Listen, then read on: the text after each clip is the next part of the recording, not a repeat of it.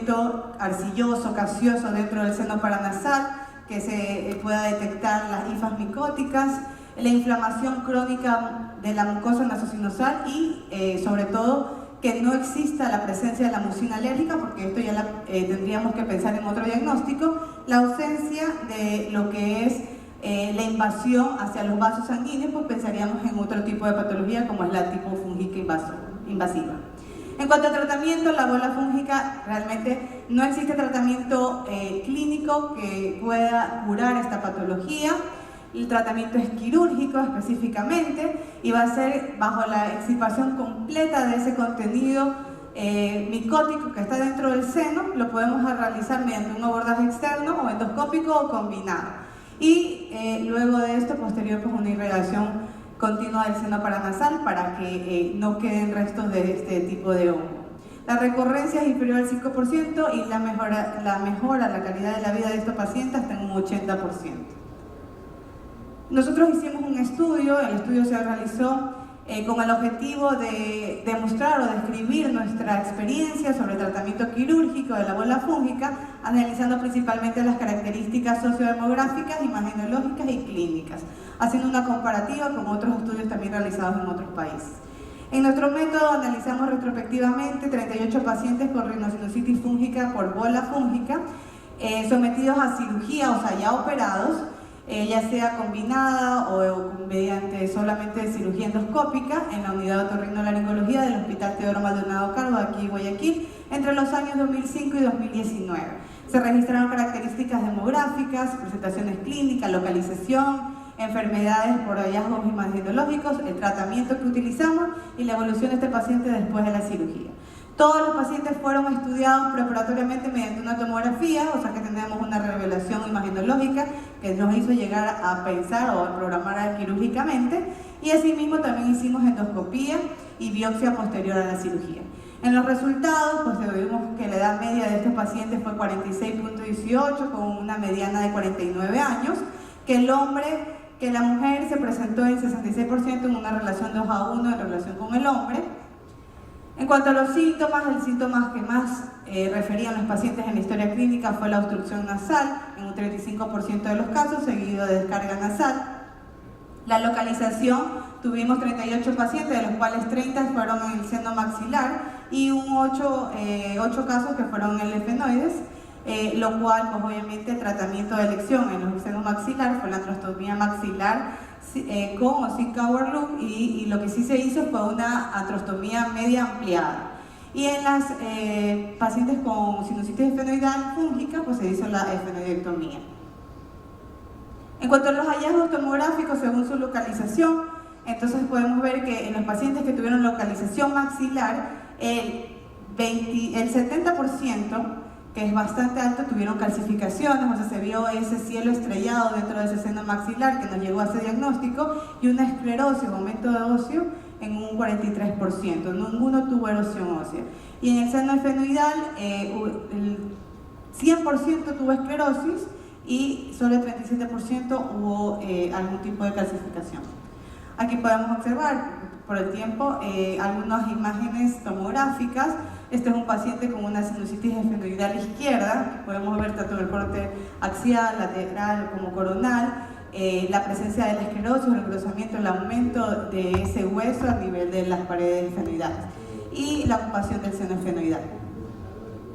Este paciente asimismo es un paciente que llegó por un hallazgo, no fue clínicamente por alguna sintomología por otorrino, pero sin embargo, estos pacientes con un adenoma beficiario, como lo pueden ver, no sé si ahí en la que está señalando, y cuando el neurocirujano lo iba a operar, pues hizo esta resonancia y observó que había un contenido a nivel del seno efenoidal izquierdo, por lo cual es enviado a otorrino para cirugía previa antes de la de ellos. Asimismo, aquí podemos observar, aquí se puede ver también una imagen hiperintensa, sobre todo lo que son las paredes óseas.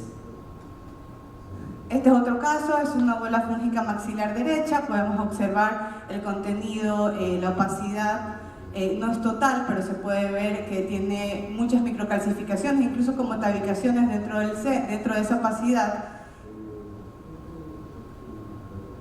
Aquí tenemos nuestro caso, el que les comenté, que fue un paciente que acudió con características de una rinosinusitis crónica, y pues podemos observar en la tomografía una imagen donde se observa una ocupación bilateral de ambos senos maxilares con aumento de la mucosa, engrosamiento mucoso y pequeñas microcalcificaciones dentro del seno. Aquí podemos ver algunos de nuestros pacientes. Las endoscopías, por ejemplo, en la primera podemos observar una rinorrea mucopurulenta que sale del meato medio, una edema, la mucosa totalmente hematizada. En la imagen endoscópica del otro lado podemos ver una endoscopía de fosa nasal izquierda, donde observamos el seno esfenoidal con un contenido mucopurulento a nivel del meato superior.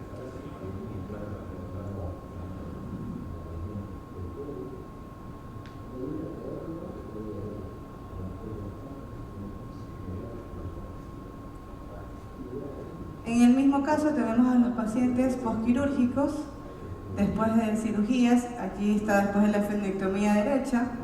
Podemos ver, esto es inmediatamente a la semana de postquirúrgico, todavía está el tejido de granulomatoso, y pues observamos el esfenoides totalmente abierto. Y en este caso tenemos una artrostomía media ampliada. Aquí podemos ver también un paciente que ya tiene un control posterior de 6 meses, asimismo se puede ver la artrostomía totalmente permeable, y bueno, el paciente ya sin ningún tipo de síntomas. Por cuestiones de tiempo, pues podemos observar aquí rápidamente, esto es una cirugía, una artrostomía media realizada en el tibial maldonado. Y bueno, obviamente en estos pacientes es increíble cómo se puede observar la salida de ese material arcilloso que se encontraba dentro del seno maxilar. Aquí podemos ver verde, totalmente arcilloso, duro como una piedra. Y en este caso pues tenemos una esfenoidectomía de nuestro paciente que habíamos comentado. Estamos abriendo el seno esfenoidal. Gracias. Me dejaron sin material, sin público, se despidieron. Sí, gracias. Gracias por lo que se quedaron. Bueno, aquí podemos observar también, después de la irrigación, de una inflación grande de este seno esfenoidal, pues ahí podemos observar la salida de nuestra pequeña bola fúngica. Esta es la paciente con el adenoma hipofisiario. Aquí podemos observar. Ok. Como les había dicho, este estudio lo hice comparativo con 2 estudios, uno realizado en Barcelona, España, entre un periodo retrospectivo del 2006 al 2014, y con un estudio descriptivo retrospectivo asimismo del 2010 y 2016 de Chile, Universidad Católica de Chile, en los cuales los estudios, por ejemplo el de Barcelona, España, tenía una muestra de 35 pacientes y vieron que era un periodo mucho más prolongado. O sea que realmente en relación con nuestro país, nosotros tenemos muchísimos más pacientes, probablemente por el clima, por ser un país tropical, porque realmente los que estamos en la consulta, los que estamos en un hospital, vemos muchísimo más aparición de estos casos de bola fúngica en estos pacientes con rinosinusitis crónica. La edad media en Barcelona fue de 55 años, en el estudio chileno fue de 20 casos, fue 64 años, y en nuestro país de 46 años, miren, muchísimos más jóvenes.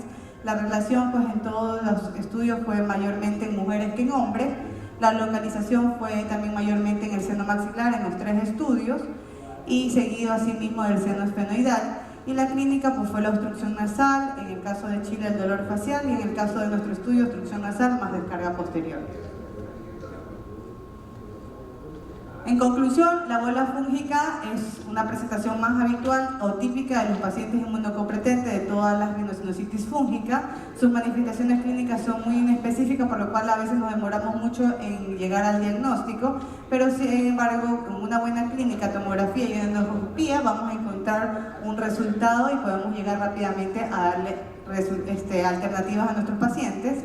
Los resultados de este estudio revelan que individuos de edad media avanzada padecían ser más susceptibles, con un promedio de edad entre 49 y 56 años, que la muestra analizó del estudio se observa un amplio predominio en el sexo femenino. Esto hay que investigar por qué las mujeres somos más predisponentes a tener esta enfermedad, porque en relación con lo de la diabetes, como le dije, realmente la diabetes es una enfermedad más comúnmente masculina. Y la cirugía endoscópica nasosinusal es la base de tratamiento para todas las bolas fúngicas y se limita a la apertura del seno que está afectado, de una abertura grande con una buena irrigación y la exéresis completa de la lesión. Muchísimas gracias.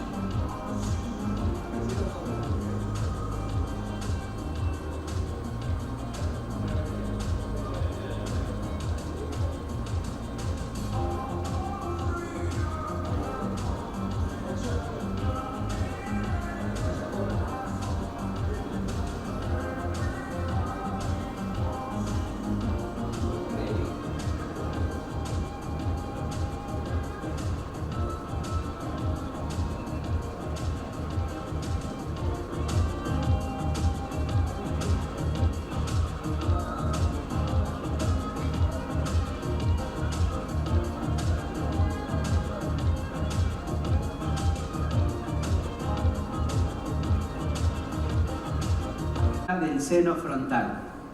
Sin lugar a dudas, el seno frontal es el seno más difícil de operar. Y sin lugar a dudas, la curva de aprendizaje para el frontal es mucho mayor que para cualquier otra cirugía que hagamos. Por lo tanto, vamos a tratar de ver cómo podemos entender la anatomía. Ahora, vamos de vuelta a preguntar lo mismo que pregunté. ¿Quién tiene experiencia operando seno frontal? Levante la mano. Ajá. ¿Y quién quiere aprender a operar el seno frontal? El eterno. Bueno, una forma de ver al seno frontal es como un reloj de arena, que tiene su parte inferior, digamos, que es la parte del receso frontal, una parte más angosta, que es el ostium del frontal, y luego la parte superior, que es el infundíbulo del frontal y del seno frontal. Si lo vemos de esa manera, por eso es que es tan difícil, porque tenemos que entrar al frontal por la parte más angosta, que es el ostium del frontal. Cuando vemos la anatomía, acá los voy a ubicar, ustedes ven esta flecha, la ven, la que yo estoy moviendo. Esto es el cornete medio que está reclinado hacia arriba. El unciforme está resecado de esta inserción y acá tenemos la bula etmoidal. La bula etmoidal, si se ponen a ver, es la guía que nos da, si ustedes siguen así. A ver esto. Ahora vamos a ver, sí, porque este no funciona. La bula etmoidal, que es aquí, es la que nos puede guiar hacia el frontal. Y luego vamos a ver la anatomía anterior, donde está la celdilla de Abernathy, que es la celdilla etmoidal más anterior. Cuando lo vemos en la tomografía computada en corte sagital, y voy a repetir, no deberíamos operar ningún seno frontal sin ver un corte sagital, porque en el corte sagital es donde más aprendemos la anatomía. Si lo vemos en este diagrama, y acuérdense el reloj de arena que les dije, el Abernathy está anterior, y en la tomografía aquí está el Abernathy, esta, digamos, la parte anterior de la cabeza, y la bula etmoidal está atrás, que es aquí. Si tenemos la bula y tenemos el camino del frontal, es este. Este es el reloj de arena que estábamos hablando. El seno frontal está entonces arriba. La otra historia es que el seno frontal no está adelante nuestro. Si nosotros vamos al seno frontal, es como que estamos caminando mirando hacia arriba. Hay que mirar hacia arriba y adelante. Por eso que todo es curvo, lo que utilizamos para operar. Porque si yo entro a la nariz aquí y yo tengo que ver aquí, yo tengo que mirar hacia arriba y hacia adelante. Es como mirar así. Esa es la dificultad. Entonces, si agregamos otras celdillas con las variaciones anatómicas que existen, si este es el agar nazi y esta es la bula etmoidal, cualquier celdilla que está por arriba sería una celdilla supra-agar nazi, arriba del agar nazi, y una celdilla arriba de la bula etmoidal sería una celdilla suprabular. Este es el sagital, digamos que si vemos en el anterior, el agar nazi está por debajo y una celdilla frontal por arriba es también hace y complica la anatomía del receso frontal. Esta es la nueva clasificación que salió hace unos años, la International Frontal Sinus Anatomy Classification, que es un poco una variación de lo que Fred Kuhn hizo hace muchos años atrás con las celdillas K1, 2, 3 y 4. Pero digamos que están ordenadas diferentemente. Fíjense, si este es el agar nazi, todo lo que sea anterior y está por arriba del agar nazi se llamará supra-agar nazi, y algo que está por arriba del supra-agar nazi dentro del seno frontal se llamará supra-agar frontal. O sea, lo que hacen es hablar de superior al agar y más superior al agar adentro del frontal sería supra-agar frontal. Así la clasifican. Y las celdillas posteriores, digamos, del infundíbulo del frontal sería la bula etmoidal, la suprabula y la suprabula frontal. Digamos que ya están dentro del seno frontal. Eso más o menos en el corte sagital. Y después nos queda pendiente la celdilla supraorbitofrontal. La celdilla supraorbitofrontal la vamos a ver, se la voy a mostrar en otro esquema. Y después la celdilla subfrontal septal. Digamos que esta es, si tienen un tabique en el seno frontal, una neumatización de ese tabique sería una celdilla septal del seno frontal. Y vamos a verla en otra. Esta es la celdilla supraorbital etmoidal.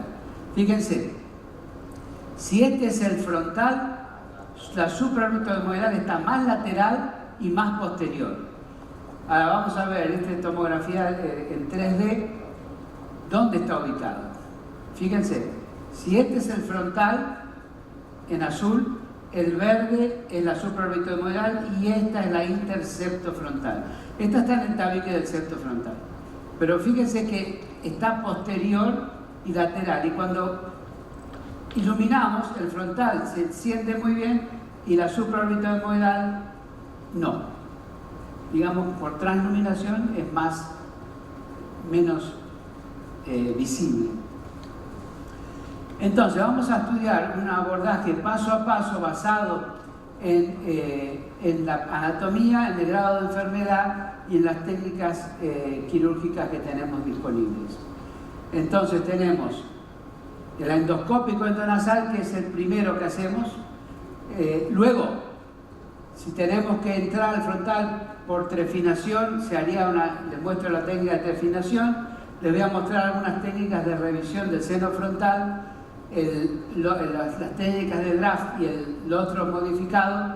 Luego el osteoplástico más el endoscópico, sin obliteración, con obliteración. Eso tenemos en la charla más adelante. Entonces, nuevamente, lo más importante, buscar el camino del frontal implica encontrar el agar nazi, sacar el agar nazi y abrir este camino. Uno puede hacer un frontal que solamente tiene que ser frontal sin abrir la bula etmoidal. Esta sería una técnica de bula intacta. Si esta es la bula me va a guiar hacia arriba. Yo saco todo lo que está anterior a la bula y eso me abre el camino al frontal. Este es la bula intacta. Y ahora vamos a ver un poco de esto. Entonces, ¿qué instrumentación? Les dije, los endoscopios son, el de 0 grados no nos sirve para el frontal. El de 30 les voy a mostrar que no es tan bueno para hacerlo. Por lo menos uno de 45, para hacer un frontal y ver bien lo que está pasando en el frontal. ¿Por qué lo digo? Ya lo voy a mostrar.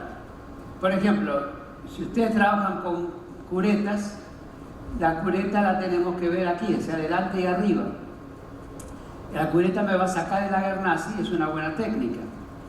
La otra es con pinzas jirafas, ir mordiendo el Lager-Nazi y llegar hasta el frontal. Pero nuevamente tenemos que ver esto, y es como mirar hacia arriba. Si yo uso el de 0 grados, yo estoy mirando ahí, el frontal está acá. No me sirve. El de 0 no sirve para el frontal. El de 30 me va a mirar así. O sea que el de 30 me miraría hacia aquí. Por eso que el de 45 o el de 70, si tiene el 70. Pero el problema del endoscopio de 70 es que es muy difícil de conectar la instrumentación con el endoscopio de 70. Ese es el problema. Y luego, por supuesto, el microdebridador, si ya tienen bastante habilidad quirúrgica usando el microdebridador, en mis manos el microdebridador me ayudó a tener mucho mejores resultados. ¿Por qué? Porque arranca menos la mucosa, la preserva, saca la parte de los huesecillos y no arranca la mucosa, lo cual deja un ostium frontal bien cubierto por mucosa, que es una de las claves para tener éxito. Y luego la sinusotomía por balón, que también da muy buenos resultados porque preserva la mucosa. Entonces, acá el ejemplo que les doy, si estamos con uno de 30 grados, uno mira así. En cambio, si uno le va a uno de 45 grados, uno puede llegar a ver mucho más hacia arriba, puede ver hacia el frontal. Estas son las dimensiones. Acá es mucho más ancho, a nivel del ostium es mucho más, 7 a 8 milímetros, no es muy grande en general, a veces es más grande y luego se abre nuevamente, por eso es el infundíbulo del frontal. Buscando el camino, nuevamente, este es el Lager-Nazi y esta es la bula etmoidal. Uno tiene que entrar y sacar esto. Le decía, Sternberger le llamaba sacar la cáscara del huevo. Uncapping the egg, decía, sacar la cáscara. Es una, y lo van a ver aquí, miren. Esta es como la cúpula de una cáscara del huevo. Y sacar esto es lo que hace que abre el camino. Entonces, una de las cosas que hay que tener cuidado es cuando hace uno una endoscópica simplemente para abrir el ostium del frontal, no hay que hacer superficies cruentas en el ostium, porque las superficies cruentas en el ostium, si uno no agranda nada más, hace que esto se sinequie y se cierre. Por lo tanto, en una endoscópica, donde solamente se saca el Lager-Nazi y se abre el frontal, no hay que sacar hueso, no hay que sacar mucosa, hay que quedarse ahí. Hay otras técnicas que agrandan más, las de las dos, donde uno abre más el camino y entonces sí tiene posibilidad de sacar más hueso, etc. Entonces, fíjense, este es... Acá. Este es el Lager-Nazi abierto de abajo. Esta es la bula etmoidal. Este es el camino del frontal. ¿Qué es lo que yo tengo que hacer? Tengo que ir por detrás de esto y sacar esto. Sacar esta cúpula del Lager-Nazi. Eso es todo lo que hay que hacer. Y cuando uno lo saca, miren, la bula quedó intacta, el Lager-Nazi ya no está, y este es el ostium del frontal. Y esa mucosa, si ustedes no la tocan, no se va a cerrar. Mucosa intacta a 360 grados, esto no se va a cerrar. Este es un caso clínico. Fíjense, en este caso lo que sucedía era que este paciente tenía la bula etmoidal, tenía el Lager-Nazi, tenía una celdilla supra-ager frontal, de acuerdo a la nueva clasificación, o la de Fred Kuhn sería una cerdilla frontal tipo 4, porque está toda dentro del frontal. Y hay muy poco lugar detrás de esto. Entonces, ya van a ver cuando veamos la siguiente presentación de técnicas avanzadas que para sacar esto desde abajo, si uno no tiene suficiente instrumentación y visualización, es complicado. Entonces yo decidí hacer esto con balón. Entonces, fíjense, el balón, este es el balón de Acleren.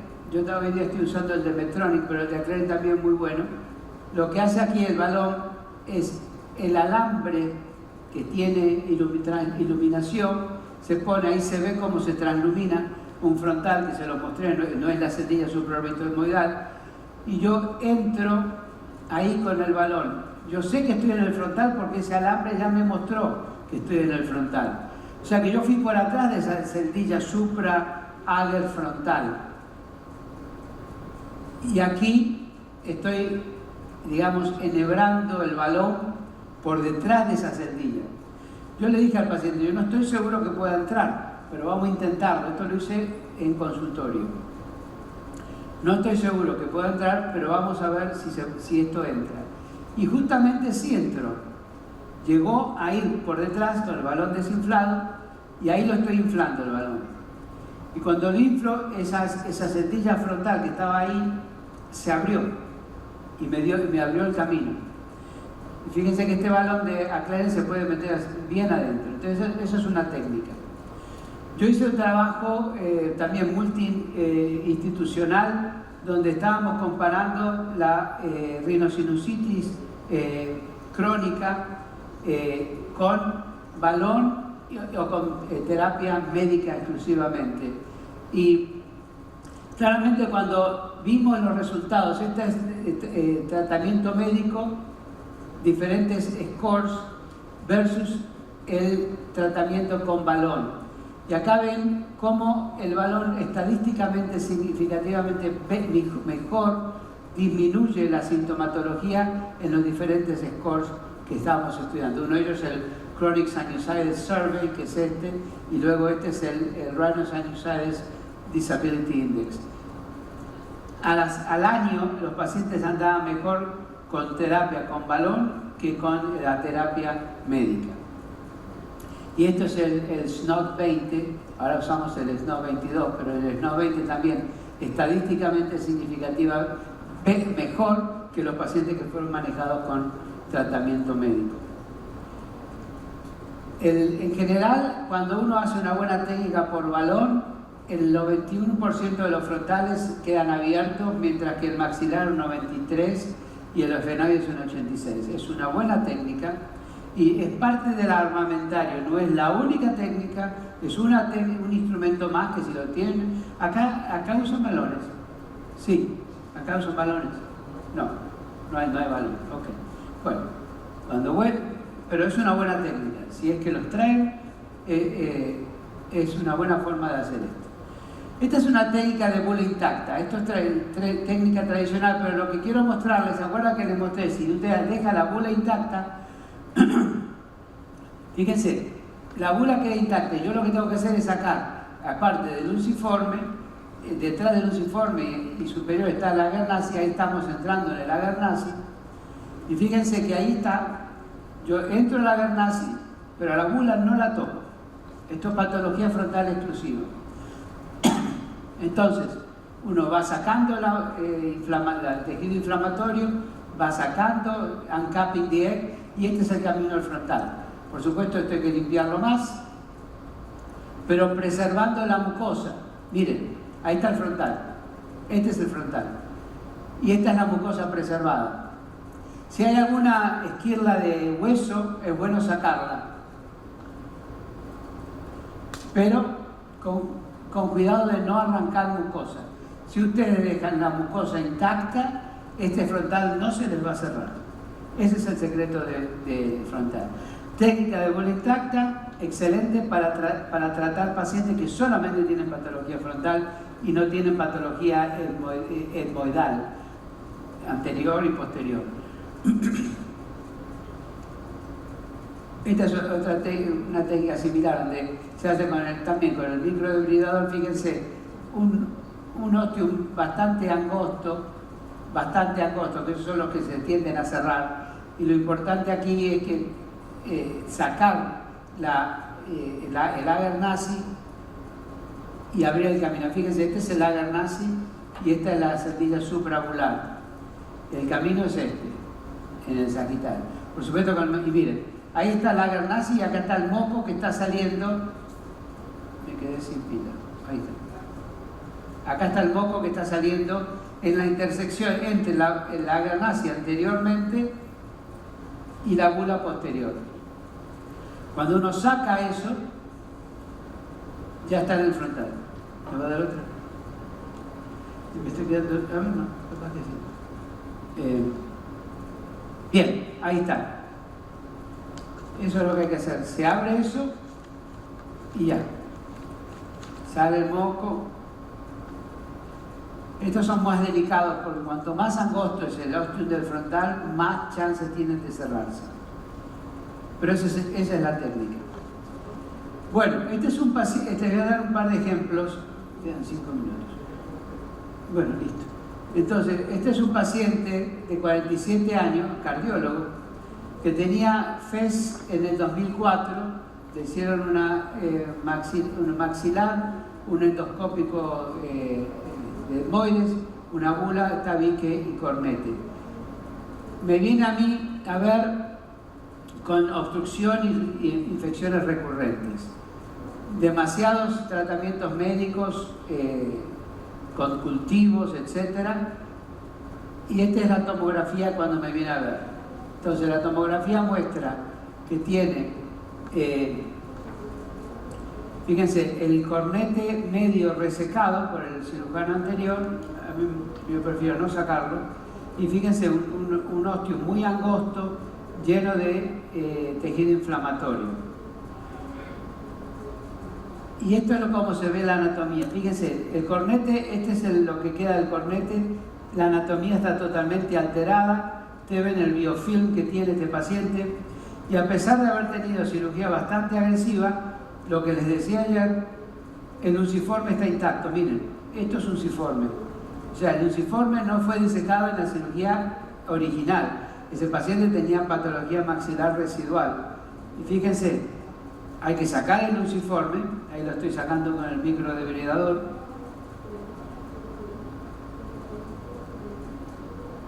Y luego tratar de entrar en el camino del frontal. Entonces, si este es el cornete medio, este sería la parte del ager nasi. O sea, está todo distorsionado porque está operado, pero miren, acá es donde yo estoy buscando el camino.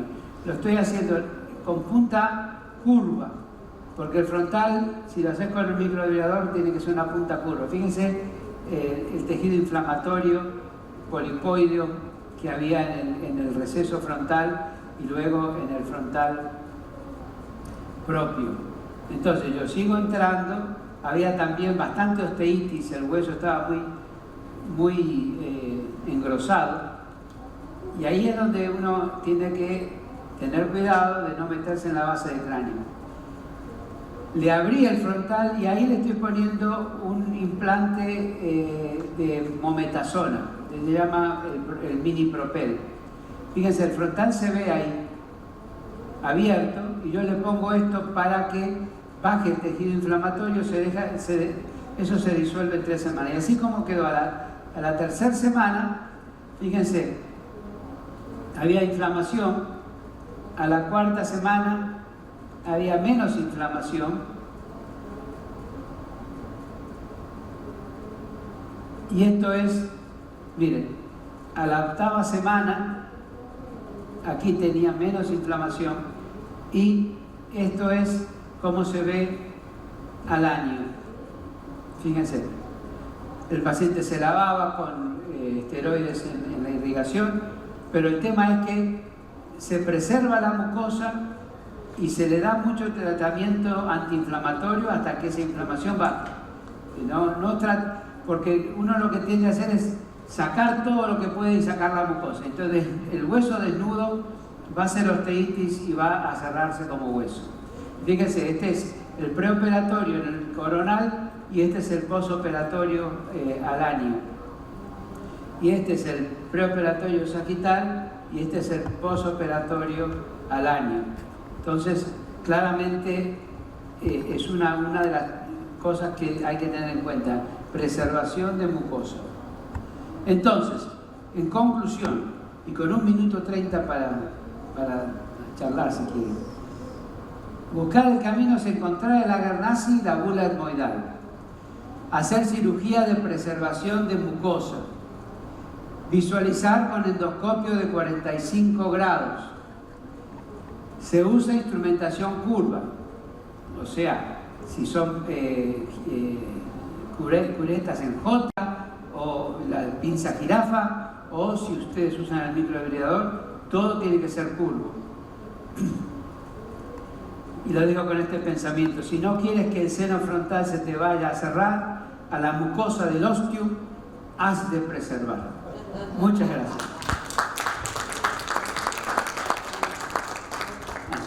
Una pregunta. ¿Qué corticoide prefiere usted para después para estos lavados posteriores? Yo uso budesonida. Budesonida, 2 mililitros de la budesonida, 0,5 miligramos, 0,5 miligramos por mililitro.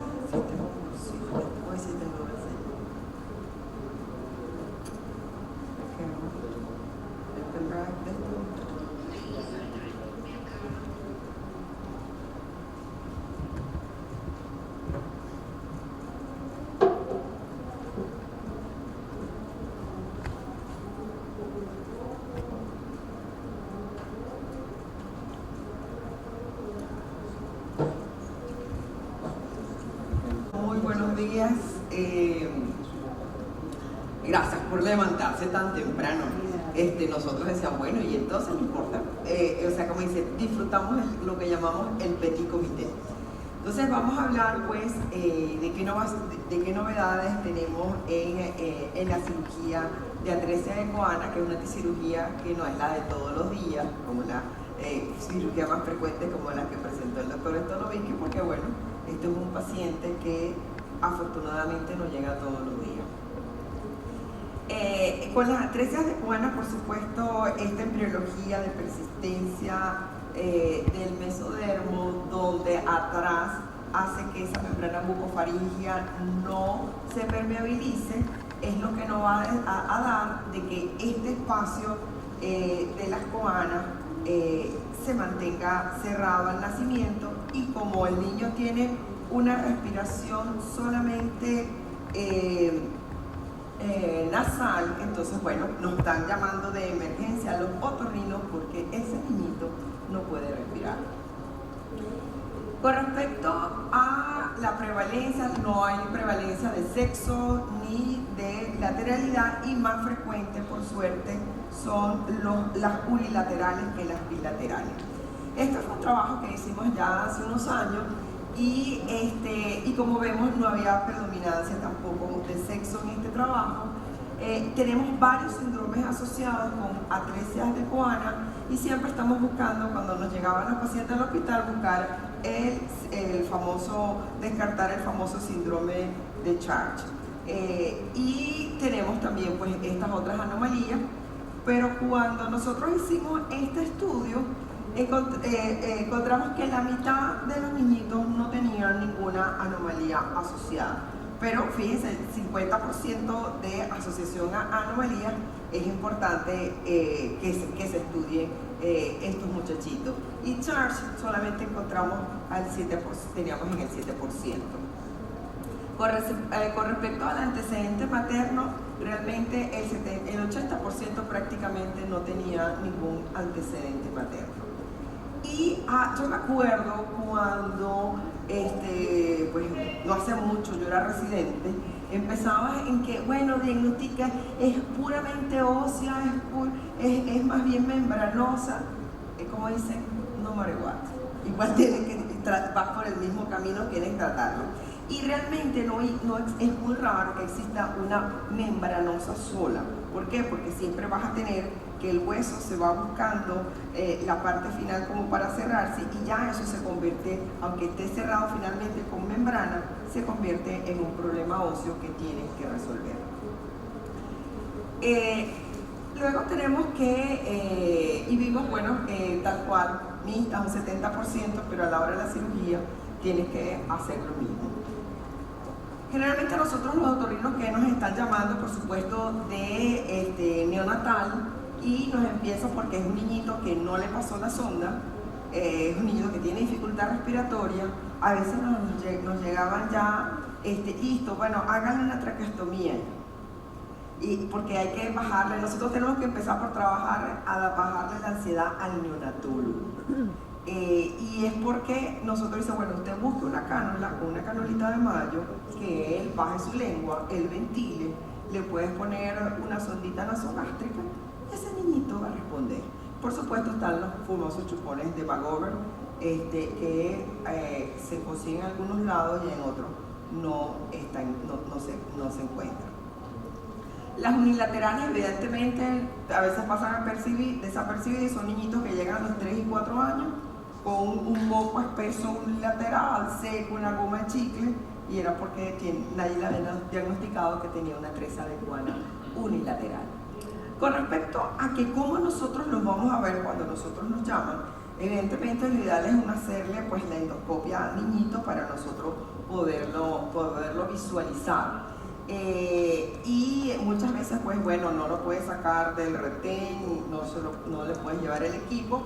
Bueno, tratas de aspirar y ver endoscópicamente, y cuando ya tú estás visto visualmente tienes que hacerlo. Este paciente evidentemente tiene que ir a resolverse quirúrgicamente, entonces tienes que programar la tomografía computada.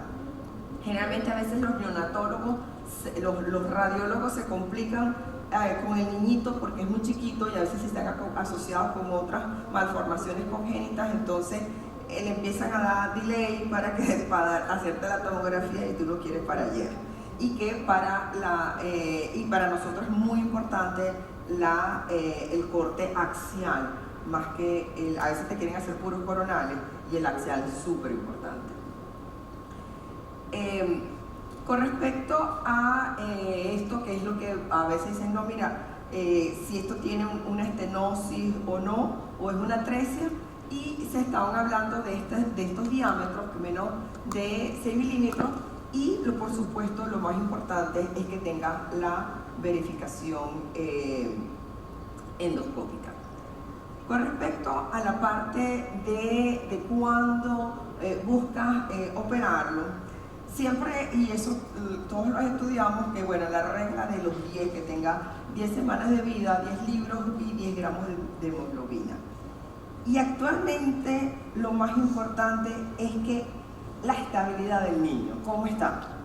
Sí, a veces hay niñitos que nacen bellos, porque tienen 3 kilos y algo, y tienen 48 horas, lo puedes meter, y también jugando cómo es el equipo de anestesia que tengas en el hospital o en la clínica donde estés trabajando, porque eso es lo que te va a dar la garantía de que tu paciente va a estar estabilizado mientras haces la cirugía. Con respecto a que nosotros cuando vamos a hacer la cirugía de estos pacientes, ¿por dónde nos vamos a entrar? Bueno, yo les traigo que estos son los diferentes abordajes, y vemos que este era el que, bueno, no sé si mis profesores utilizaron este abordaje porque se veía mucho el transpatalatal, pero a nosotros prácticamente nos queda prácticamente de historia. Son muy poca la necesidad que tengamos que hacerlo. Este abordaje transectal es ideal ya para un paciente adulto que tenga una atresia unilateral, de tal manera que ves que este detalle en donde es ese paciente a veces que llega, y a veces no son atresias como tal, son estenosis, pero mira cómo está este hueso, que tienes que eliminarlo completamente, y por supuesto el abordaje transectal es el ideal. Aquí tenemos otras imágenes que vemos en estos pacientes de atresias unilaterales. Ahora, cuando respecto al equipo que tenemos que ir pensando cuando vamos a introducir estos muchachitos, Nosotros tenemos que, antes se usaba mucho, te decía, bueno, usted le puede poner con un poquito dele con una sierrita, o sea, algo que te busque para quitar hueso. Pero evidentemente los microdebridadores es el instrumental ideal para nosotros trabajar en el hueso de este niño, y que sean muy pequeñitos. Un microdebridator de 4 milímetros es el con el que nosotros, esos espacios muy pequeños, a veces y como dicen, esto es lo que nos mandan, esto es como el checklist que tienes, lo que tienes que tener en el quirófano, pero a veces está compitiendo el endoscopio con el instrumental, y muchas veces te tienes que guiar con lo que vas a hacer. Y estos son los drills que también vas muy pequeños para poder fresar. El endoscopio también de 0 grados y bien finito de 2.7, y es como les digo, estos espacios donde nosotros vamos a trabajar con el endoscopio, a veces entra uno o entra el otro, porque ustedes se imaginan ese diámetro de esos neonatos y dependiendo también del tamaño. Entonces muchas veces dicen, no, vamos a esperar que crezca, pero hay otros que dicen, bueno, sí se puede resolver rápido, y empiezas a pelear con los espacios. Y las tomografías, como les dije, que a nosotros lo más importante es tener este corte axial para ver cómo está ese diámetro de ese tejido óseo. Y otra cosa también es bien importante, ver que nos están puesto un corte coronal, un corte sagital, que nos habla de cómo es el espacio entre el paladar y la base del cráneo. Porque ese es otro, a veces estos niñitos con esas malformaciones, eso prácticamente es un espacio virtual, casi no tienen espacio entre uno y el otro, y para tú trabajar en esa treza de Coana tienes que estar pendiente, porque si no te vas a meter en base de cráneo. Entonces hay que estar muy atento a esos detalles con estos pacientes. Por eso es que muchas veces pues, es un reto. Esta es una alternativa de lo que se puede hacer con estos niñitos, y en ciertos hospitales se está usando y se propone utilizar el neuronavegador para trabajar como con más seguridad con estos pacientes, de tal manera que sabes dónde va pasando. Esto es lo que les estaba hablando, que a veces es bastante estrecho. Fíjense, este es muy bebecito, este pacientico, y este sí tiene un espacio del paladar donde puedes trabajar aquí esta atresia de Coana. Ahora, para esta navegación, fíjense este es un modelo de un muñequito, pero cómo va, es diferente a lo que utilizamos en adultos, y por eso que a veces son propuestas a ver si funcionan o no, de tal manera que este paciente así se vería, parece un astronauta en el quirófano, para hacerle la neuronavegación y además tener espacio nosotros para poder trabajar. Entonces, con respecto a la técnica ideal que podemos utilizar en estos niñitos, sería por supuesto la técnica endoscópica, donde nosotros vamos a ver y a pasar, y en esta técnica nosotros vamos a hacer, ¿cómo se llaman?, divulgaciones de levantar una mucosa para poder ver la parte ósea, poderla fresar y volver a traer un colgajo, que esto es lo ideal.